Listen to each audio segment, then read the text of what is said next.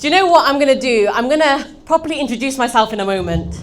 But first, I'm going to set the energy in the room by asking you all to do me some favors, okay? I'm going to be saying some lines. And when it comes to me pointing at you, what I want you to shout back to me is back to yourself. Have we got it? Yeah. Okay, have we got it? Are we ready? Yeah. Okay, I've done this poem about 2 or 3 times before, but I've actually added a new bar in there today. See if you can spot it. And, and I really want you all to feel like you're co-creators of this poem. The next time you offer a smile of yours to make someone happy, I would say remember to offer a smile. We can do louder. The next time someone leaves you lower than they have found you, I would say remember to lift yourself. Back to yourself. Very good.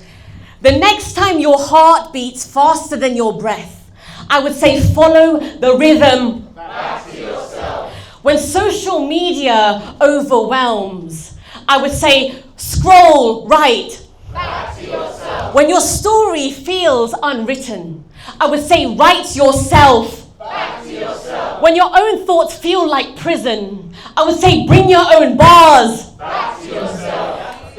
I like that one. Honestly, that sort of poem that I do there, I'm still going to carry on, by the way.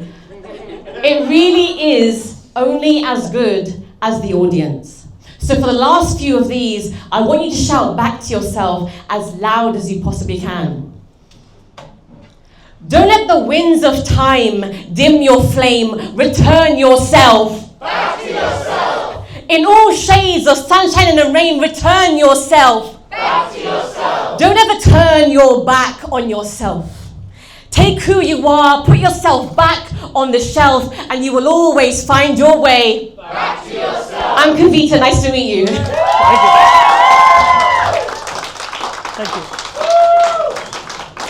Do you know, honestly, today is a very special day, and thank you so much for bringing that poem to life. The reason I do that, and the reason it's so special, is because there are very few moments in life where you actually get to be reminded that no matter what is happening outside this room, in all of our busy lives, we should all take time to return back to ourselves.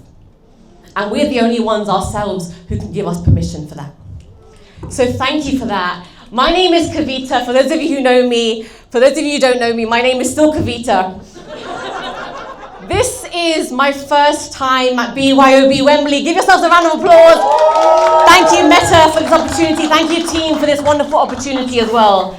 Do you know, I actually want to take this time to link this first poem to this next poem that I'm going to do. And the reason that it links is because I told you that this first poem that we did together is to return this moment to ourselves. The reason that I have planned the set as I have done is because I want to bring you back to who I am and to give you a chance to know more about the poet and not just the poems. The vehicle by which I will tell you is obviously the poems, but there will be ad-libs in between. And so for the next 10 to 15 minutes, I really want you to just immerse yourself. Forget about anything that's happening outside. This experience is as much for you as it is for me. So I'm going to start with this first poem. That is a poem that I think we really need. And I mean that quite literally because it's about bread. Does anyone here like bread? I'm so sure more people enjoy bread. Does anyone like bread? Does anyone like toast? Okay, well this poem is dedicated to every single person in the room that likes bread or toast, because this poem is called Bread versus Toast. Have you ever wondered why a toaster turns bread into toast and not just hot bread? This isn't a kitchen hack, no. This is the gospel of the grain. This is the story of bread versus toast. You slice the bread into the silver throat of the machine. I want to ask you to watch what happens. The first thing that goes is the moisture that leaves the bread. What once was so pillowy soft is now not so easily pressed. Bread begins to form firm edges. The softness surrenders, and in its place, it gains a spine. Then the alchemy happens. You smell it before you see it. That scent of sugar turning to stiffness. A baptism of the several hundred degrees, a tan that bleeds from crust to core. The surface darkens. The favour sleeps. Where pale becomes profound, where simpled becomes seasoned. You see, a toaster doesn't just warm the bread, it reorders it and we learn it is here we enter the point of no return. Because once in the toasting period, you can never untoast the toast. But by this stage, it can hold its fair spread of responsibility the most. Butter, jam, even the polarizing heavy hand of Marmite. Oh yeah, we went there. But this isn't just a story about breakfast. Because life doesn't ask if you're ready to be toasted. It just pushes the lever down, click. And we all start out as bread. Soft, fluffy, full of potential, but untested. And then life turns up the heat. The coils begin to glow. The proximity to the wire starts to rewrite your DNA, and you realize softness isn't always a virtue. Sometimes it is vulnerability. And so we tighten and we toughen and we develop a crust just to survive the very slot we're stuck in. You see, pressure doesn't break us, it bakes us. Experience meets identity and we brown. We deepen in character. We deepen in flavor that we couldn't fake without the fire. A new version of us having to wish the old version of us goodbye.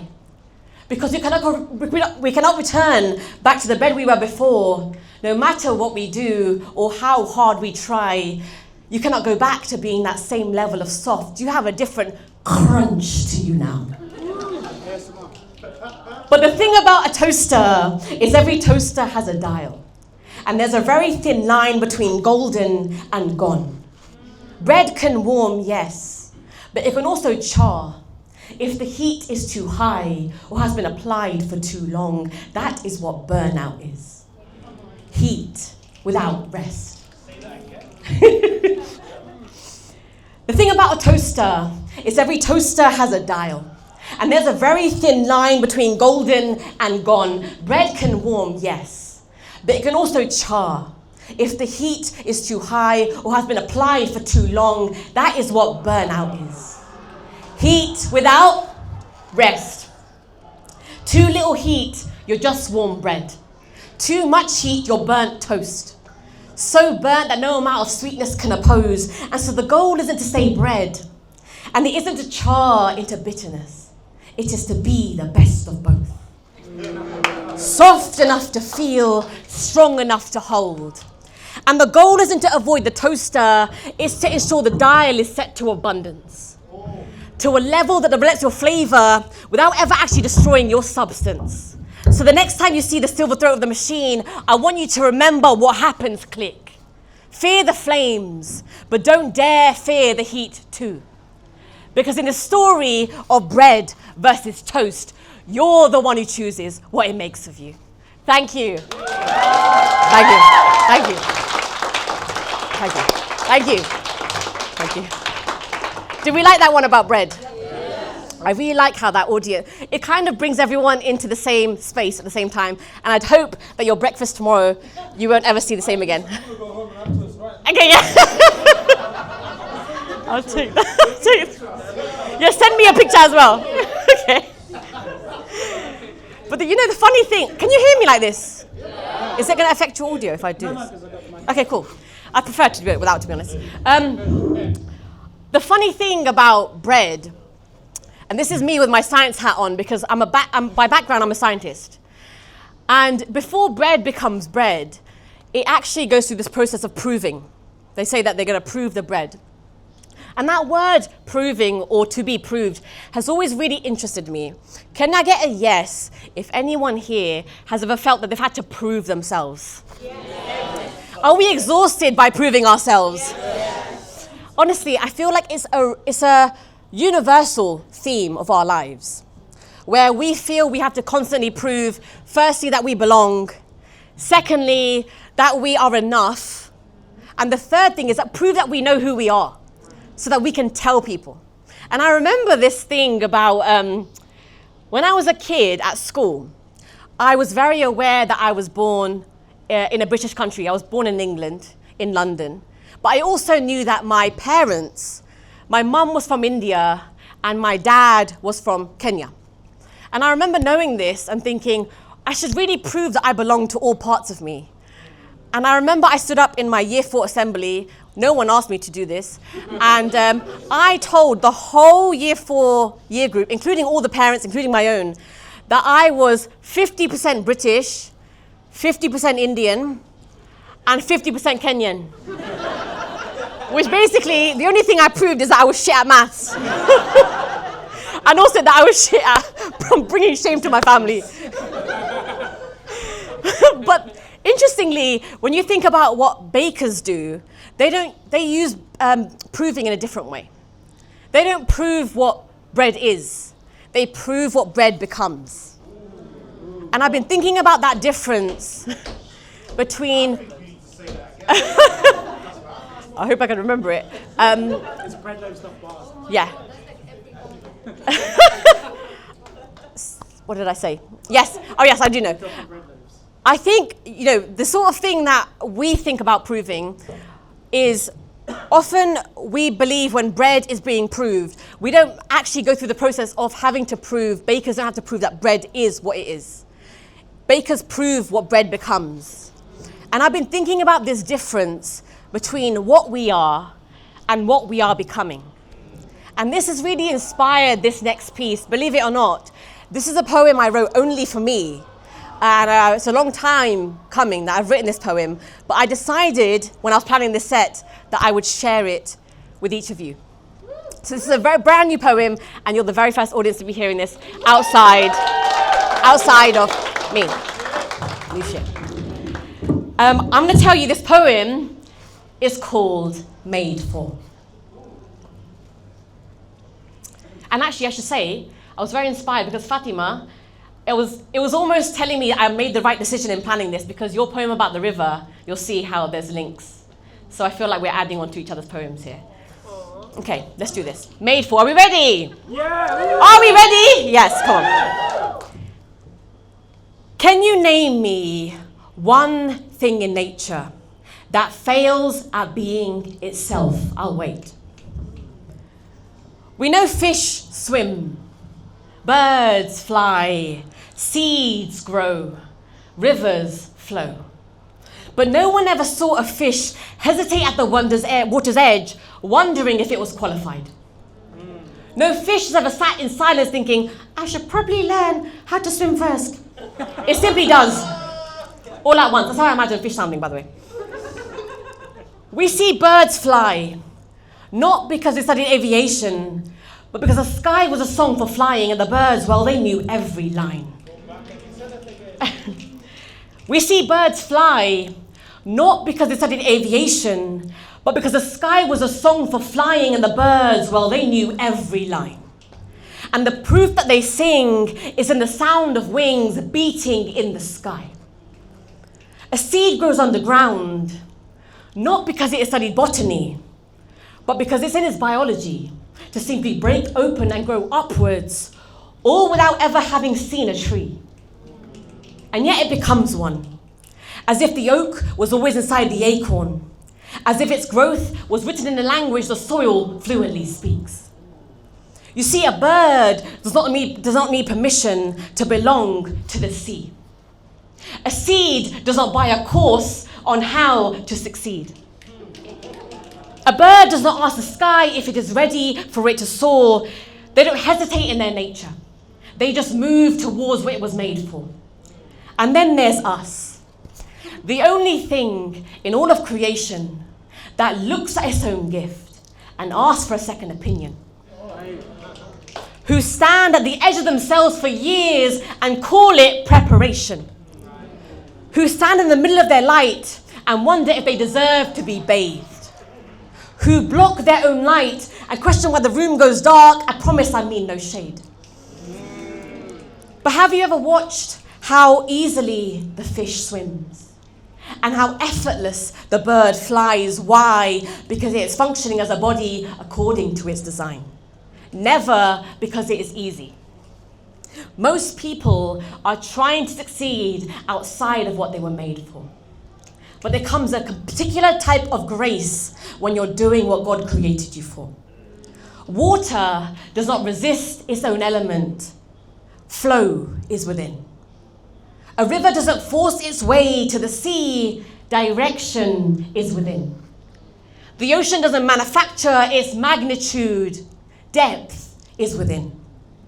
And maybe, just maybe, this is not just a case for humanity, but it is true of my life. Because there is something in mine that reaches for language, the way a river reaches for the sea, the way a bird flocks to the sky, the way the treetops rise from a seed. I used to think that meant I had to become a poet, but maybe it was never about becoming. It was only ever about recognizing what was already in flight. And maybe you came here tonight thinking you were just an audience. But what if you're already the thing you're waiting to become? What if the gift you keep looking for out there is actually the gift you keep sitting on? Because what if God's timing was already in motion long before you began? And the only thing slowing it down is you blocking the plan. You see, the water doesn't check with the shore. If it can, it just flows like a river. It just doesn't give a damn. And we can cry rivers. Okay, I'll do it again. Because what if God's timing was already in motion long before you began? And the only thing slowing it down is you blocking the plan. You see, the water doesn't check with the shore. If it can, it just flows like a river. It just doesn't give a damn. And we can cry rivers when things block our way. But it is very well known that dams are man-made. And I can say that for every poem that ever flows out of me, it was always going to flow. I just had to get out of its way. A seed grows because the tree was always in this seed. Birds fly because flight was always in this bird. Rivers flow, fish swim because swim was always in this fish. And this poem was always in me. And so I'll ask you again, can you please name me one thing in nature that fails at being itself? I'm still waiting. Thank you. Thank you. Thank you. Thank you. Thank you.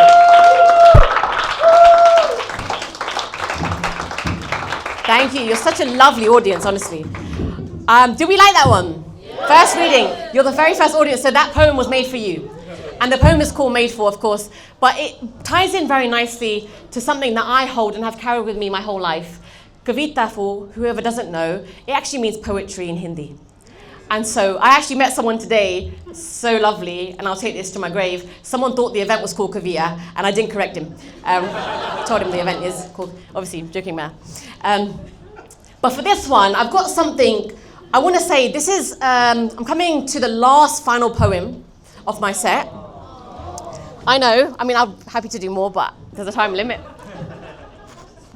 What I want to say with this one is I told you at the beginning, I want to give you a chance to get to know more about me and who I am. And I actually, as Rohan mentioned, I got to go to the Edinburgh Fringe last year with my own solo show. And I did my first hour of poetry to random people in Scotland, which was such an enjoyable experience, as daunting as it was. And I want to take this chance to bring it back to the very final poem that ended my show. I actually don't show this poem to very many people, and so you're in for a treat. This poem is called I Am. Yeah. And before I step off the stage today, I just want to say, because this is my final poem, thank you so much for being here, for everyone who made the effort to come here. I won't forget it. You've made me feel like a celebrity today. No, I'm not. No, thank you. Thank you. Okay.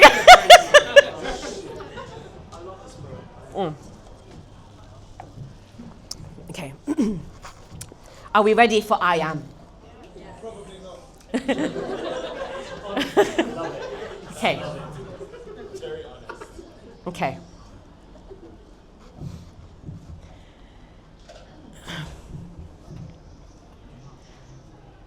From the moment we are born into this world, we are each given a name. And from that moment on, every room we enter, every person we meet, we are expected to begin with the words, I am. 2 words, short and simple, yet it's something we carry for a lifetime. For those of you who know me, or perhaps those of you who don't, I know I should start by telling you who I am. And I am going to get there. But first, I want to take you on a journey of all the ways I have tried to answer. I remember being 6 in the playground. Whenever a kid asked me, who are you? I would respond with something like, I am kind, I am strong. Because you know it's every 6-year-old's dream to sound like a motivational speaker. But really, I was learning the words they wanted to hear. You see, weakness was a luxury I could not afford. And so I mastered the art of laughter. Loud enough to cushion the cracks in my voice. Who are you, they asked me in the school playground. I am smart, I said. I am hardworking. I learned early that excellence is a qualification that no one questions. I could not be vulnerable, and so I hid myself in plain sight.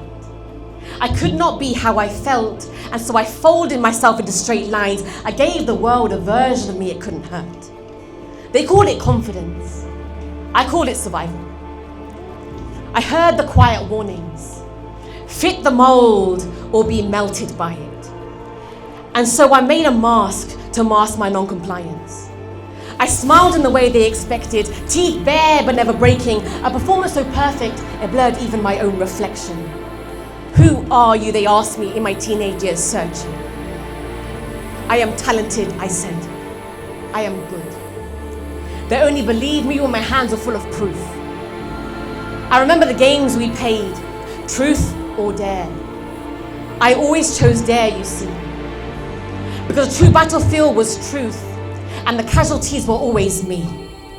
I could not be so I became a chameleon, a creature of 1,000 hues, each borrowed from the gaze of another.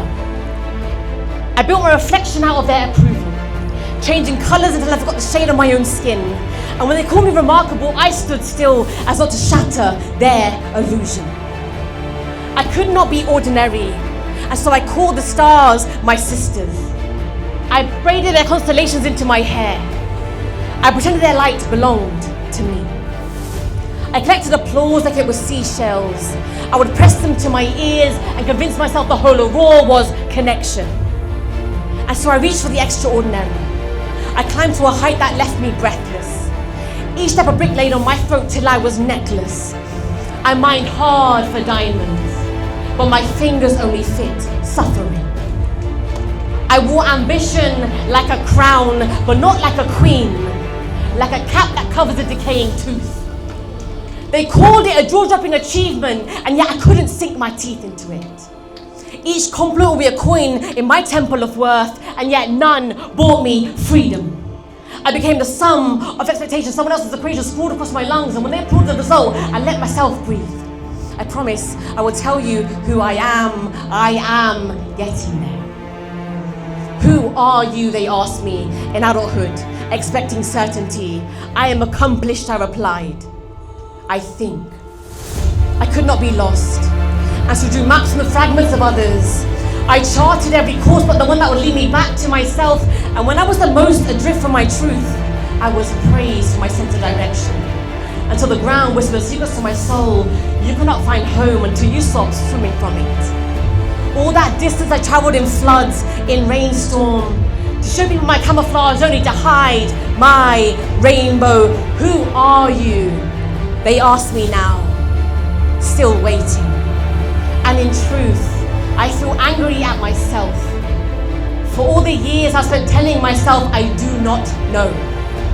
I am is just the shortest sentence in the world. I am is just 2 words, and yet it contains everything in a sentence. And if you're truly lucky, you have never been jailed by it. Because I am is the shortest sentence in the world, but it is also the longest.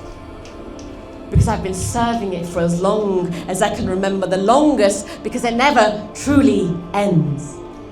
Because I've spent years trying to finish it, trying to define what comes after. I wanted to tell you who I am, but you see, I never quite got around to telling myself. To think it is only at this age that I've ever known myself through the words that others give me. I wish I had known sooner I could be what words I give myself. To know that I couldn't sacrifice myself and still expect to be mine. To know that the world could love me for my shadow and not just for my shine. I am both question and answer. I am both shadow and light. I am Kavita. Nice to meet you, by the way.